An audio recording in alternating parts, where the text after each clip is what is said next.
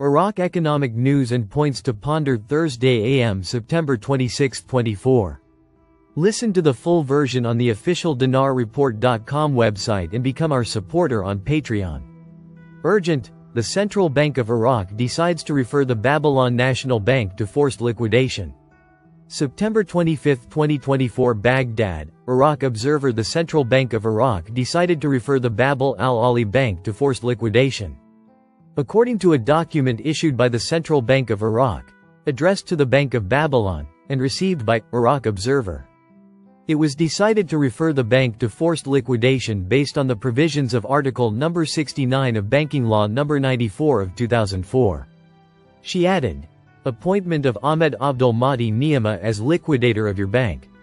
Yesterday, Monday, the U.S. Treasury confirmed its support for Prime Minister Mohammed Shia al-Sudani's reform agenda.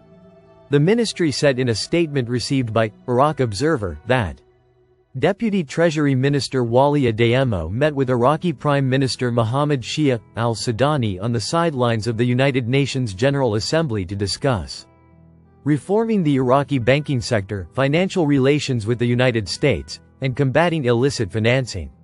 The statement added, the Deputy Minister of Treasury congratulated al-Sudani on the great progress Iraq has made in reforming the banking sector, which led to expanding Iraq's international financial communication and increasing financial inclusion.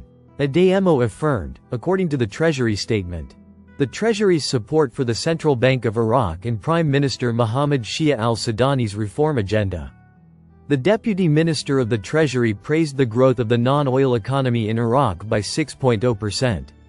Asking about the steps the Prime Minister is taking to diversify the Iraqi economy from hydrocarbons, according to the U.S. Treasury statement. It is noteworthy that the central bank continues to take procedures and requirements set by the U.S. Federal Bank for the banking system in Iraq. Publication of the Environmental, Social and Corporate Governance (ESG) Standards Guide for Banks.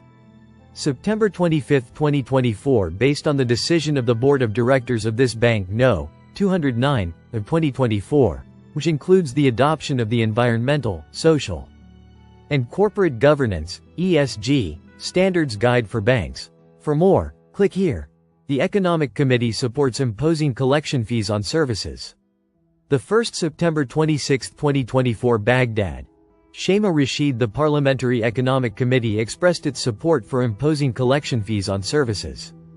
Committee member Representative Yasser al-Husseini told Al-Saba that there is a trend to enhance non-oil revenues by imposing taxes and organizing collection better, indicating that with regard to collection, the government has the right to impose fees on stable services such as water and sewage, but it must ensure continuity and quality.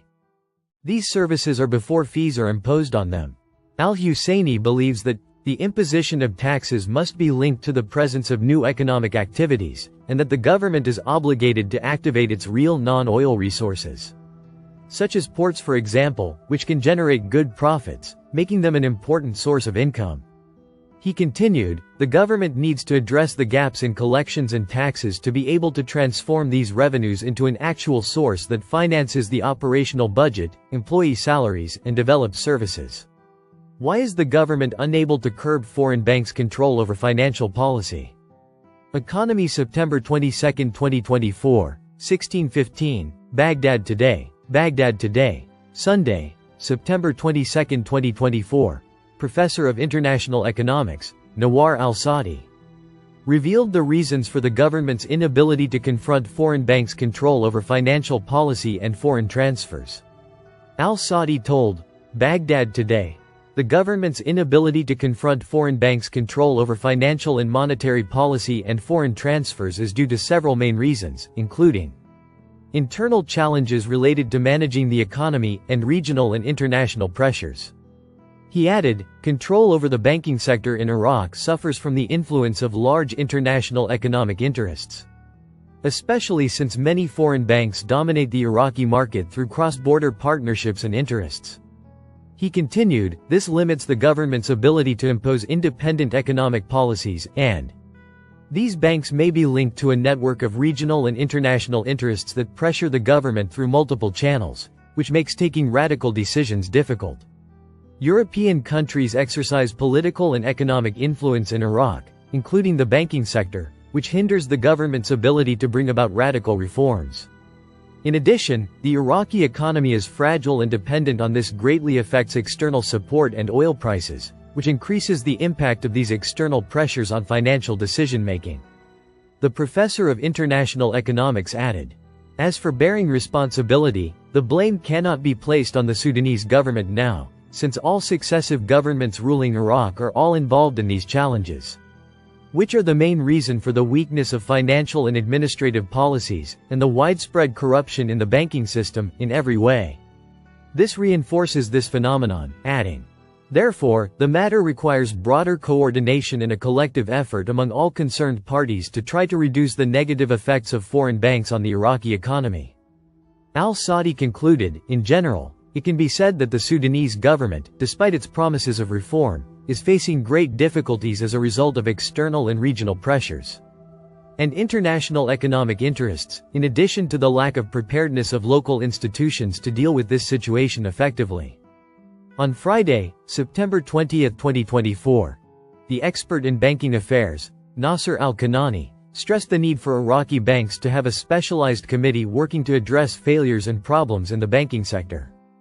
Al-Kanani said to Baghdad Today that the Iraqi government's step towards forming a higher committee aimed at developing treatments for the work of banks is an important step, although it came late. As there are many problems and failures in the banking sector, and this sector in Iraq is still not developed and does not keep pace with development banking in countries of the world. He added, the Iraqi government is moving towards forming such a specialized higher committee, after the recent Iraqi talks in New York between the Central Bank of Iraq, the U.S. Treasury, and the U.S. Federal Reserve, which stressed the need to develop the Iraqi banking sector. Listen to the full version on the official dinarreport.com website and become our supporter on Patreon. Source: Dinar Recaps.